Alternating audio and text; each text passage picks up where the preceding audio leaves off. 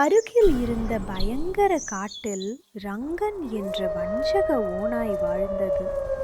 அது எப்போதும் பசியோடு, எப்போதும் ஒரு சதித்திட்டம் தீட்டிக் கொண்டிருப்பான்.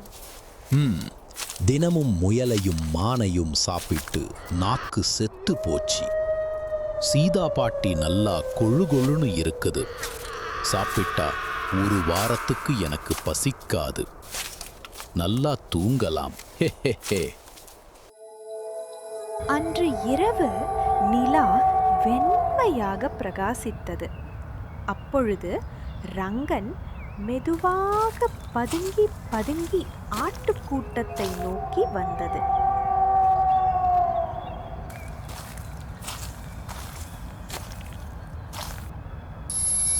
ரங்கா, உனக்கு இன்னைக்கு நல்ல விருந்து. ஆனால் சீதா பாட்டிக்கு மிகவும் கூர்மையான காதுகள் இருந்தது. அங்கே என்ன காலடி சத்தம்? அது நிச்சயம் அந்த வஞ்சக ஓநாய் ரங்கன் தான். சீதா பாட்டி உடனே ஒரு திட்டம் போட்டது. அது ஒரு பழைய சாக்கை எடுத்து அதுல முள்ளையும் குச்சிகளையும் புல்லையும் கொண்டு நிரப்பியது.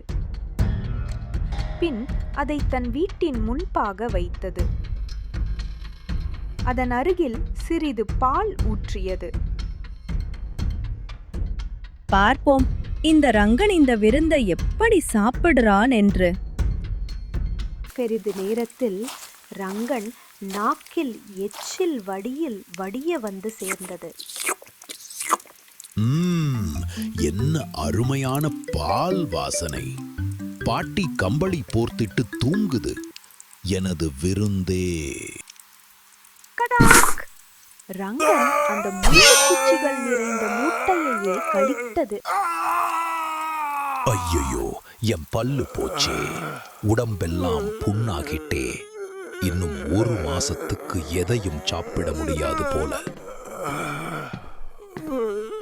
என்ன ரங்கா, விருந்து எப்படி இருக்குது? வயிறு நிறைந்து விட்டதா?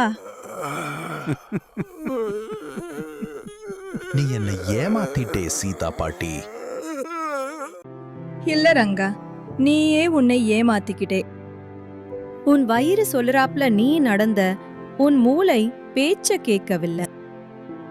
ரங்கன் வலியுடன் காட்டுக்கு தட்டு தடுமாறி தவழ்ந்து நடந்து உருண்டு போனது. இனிமே இந்த சீதா பாட்டி பக்கம் தலை வைத்து படுக்க மாட்டேன். பட்டதே போதுண்டா சாமி. மறுநாள் காலை ஆட்டுக்குட்டிகள் சீதா பாட்டியை சுற்றி கூடின. பாட்டி, நேத்து இரவு ஓநாய் அழும் சத்தம் கேட்டதே, என்ன ஆச்சு? அதெல்லாம் ஒன்றுமில்லை பேர பிள்ளைகளா. ரங்கன் முள் பிரியாணி சாப்பிட்டான், அதான் கத்தினான். எப்படி பாட்டி, கொஞ்சம் கூட பயம் இல்லாம ரங்கனை ஓட விட்டீங்க? என் செல்லங்களே, எப்போதும் பதட்டப்படாமல் புத்திசாலித்தனமா யோசிச்சா எந்த ஓநாயும் உங்களை பயமுறுத்த முடியாது. அந்த நாளிலிருந்து சீதா பாட்டி புல்வெளியின் நாயகியாக ஆனது. அனைத்து ஆடுகளும் நிம்மதியாக தூங்கின. ஓநாய் ரங்கன் ஆடுகள் பக்கம் தலை வைத்து படுப்பது இல்லை. அறிவு எப்பொழுதும் பலத்தை விட வலிமையானது. அமைதியாக இருங்கள், புத்திசாலித்தனமாக யோசிங்க. வெற்றி எப்பொழுதும் உங்கள் பக்கம்தான்.